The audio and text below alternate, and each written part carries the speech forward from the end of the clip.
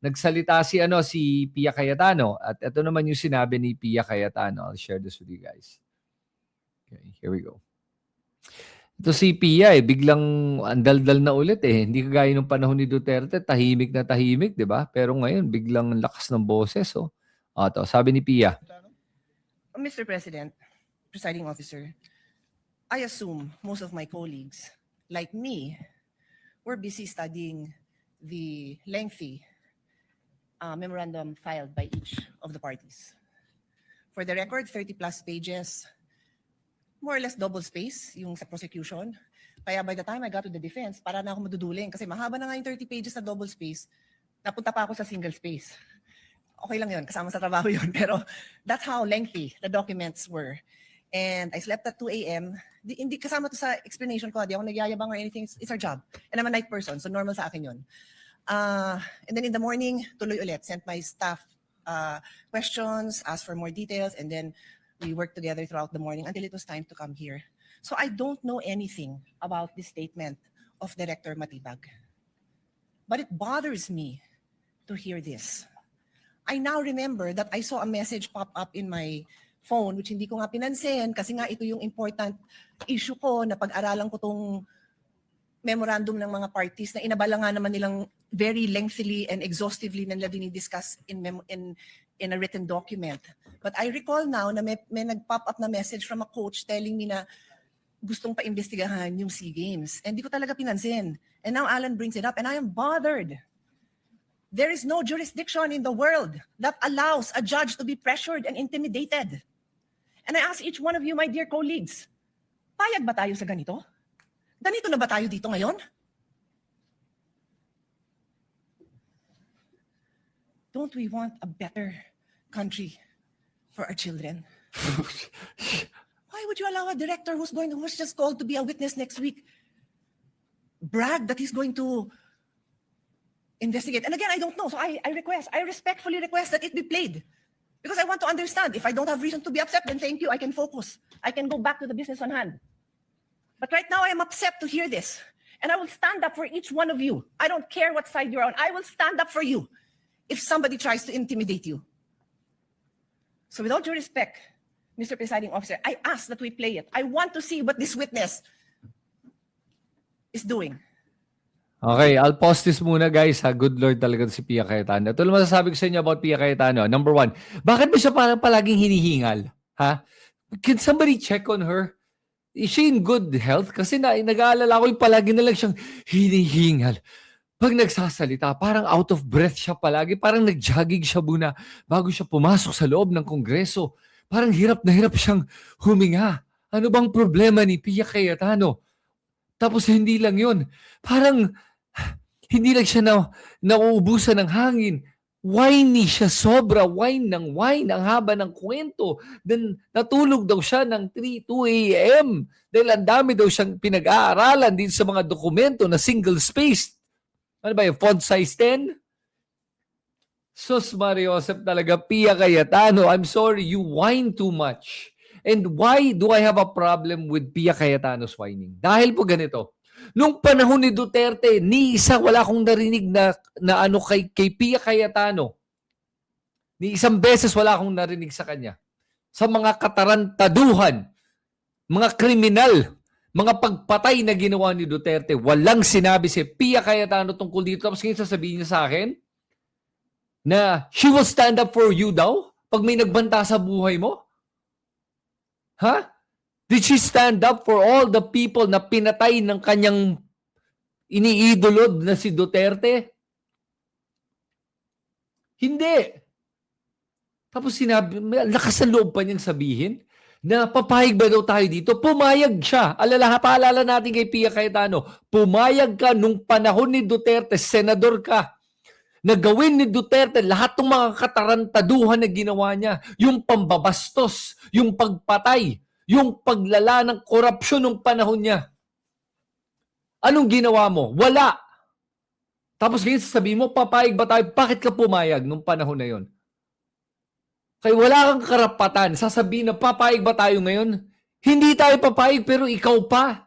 Hipokrita para sabihin yon. Sasabihin pa na Ganito na ba tayo ngayon? Hindi po. Ganito tayo nung panahon ni Duterte. Kung saan yan ang sinuportahan mo. Na madalas pagbabanta, paggagawa ng mga fake matrix.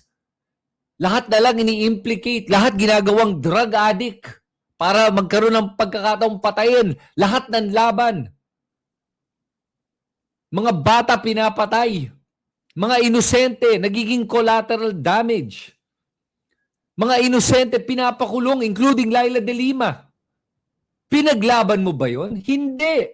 Tapos ngayon sasabihin mo, papayag ba tayo? Bakit ka pumayag? Ganito na ba tayo ngayon? Ganito na tayo nung panahon ni Duterte dahil po kay Duterte yan.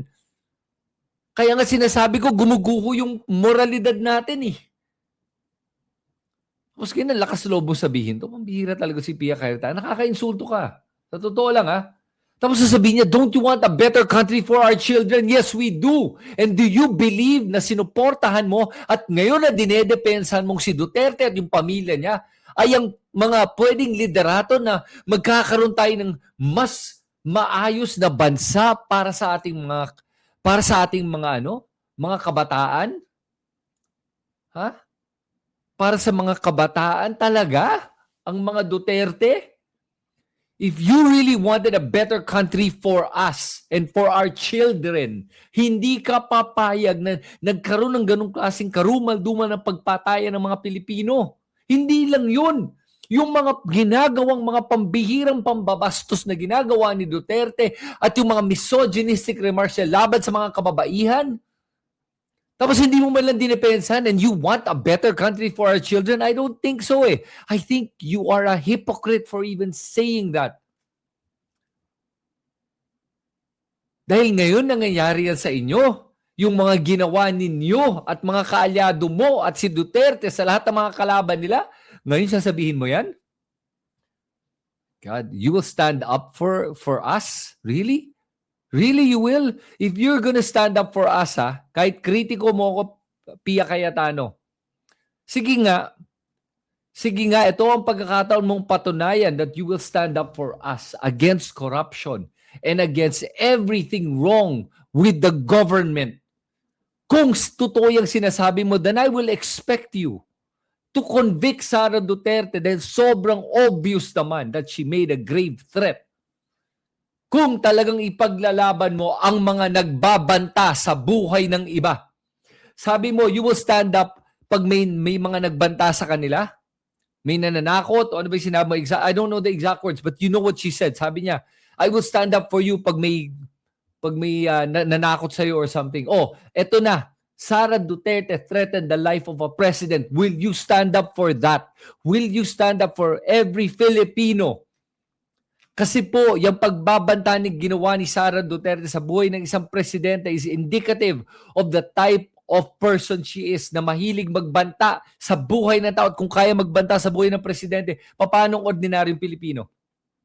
Pia Cayetano. So, importante na kung totoong seryoso ka that you want a better country, that you will stand up kahit sa mga kritiko mo at sa mga kalaban mo, then you will convict Sara Duterte for grave threat, for corruption, for bribery, for ill-gotten wealth. Will you do that? Kasi kung hindi mo ginawa yan at inakwit mo si Sara Duterte, then this is all BS. Okay? Nagsasayang ka lang ng oras namin sa mga deklarasyon mong ganito, tapos hindi mo magawa mag-convict ng isang obvious naman na may ginawang mali. May ginawang labag sa batas. So dito natin malalaman kung seryoso to si Pia Cayetano o hindi. Okay? So tuloy natin yung sinasabi niya, part 2, pagkatapos pinakita yung kay Matibag, para lang makita natin yung buong konteksto. Baka mamaya sabihin nila, hindi ko pinakita yung buong konteksto eh. Tuloy natin yung part 2 ng kanyang rant. Okay? And after she rants, I'm gonna give you my thoughts on yung mga sinasabi niya, ganyang pagrarant niya. Give the stage to Pia Cayetano. Rest assured, Mr. Presiding Officer and dear colleagues and parties, I will not belabor this point. I will not stay long. But clearly, from the statements of Director Matibag, malaki daw kaso to. Naimbestigahan na niya? Alam niya ng malaking kaso? Paano niya nalaman? So sa akin lang, Mr. Presiding Officer, simple lang eh. What was the intention here?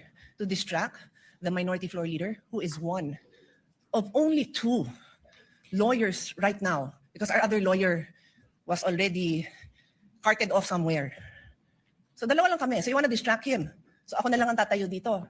Hindi na siya makapag-aral. Yung ba intention? Because it is clearly the intention. The fact that he has to stand up, the fact that I have to stand up, the fact that Senator Robin has to stand up, he is distracting us from our job. As Senator Alan said, he could do it quietly. Go ahead. Pero anong purpose niya? Nagyayabang siya? What's the purpose? Is he trying to intimidate us not to ask him tough questions when he is our resource person next week? I do not know. But those statements, those actions are not acceptable, possibly contemptible. So I ask the presiding officer and you, my dear colleagues, let's think about this clearly. I will stop now. As Senator Pangilinan said, we can take this up on Monday. Salamat na pinagbigyan niyo ako na mapanood natin at pag-isipan natin. Na gano'n na lang, pag may pinatawag tayo sa witness stand, abangan natin na magpe-press na kung ano-ano pagsasabi tungkol sa atin. I didn't have enough time to research. But clearly, I know that there's jurisprudence that does not allow a judge to be intimidated. Okay, I'll pause it right there. Pero grabe, oo talaga. You're welcome, Pia Cayetano, na binigyan ka namin ng panahon namin, atensyon at oras.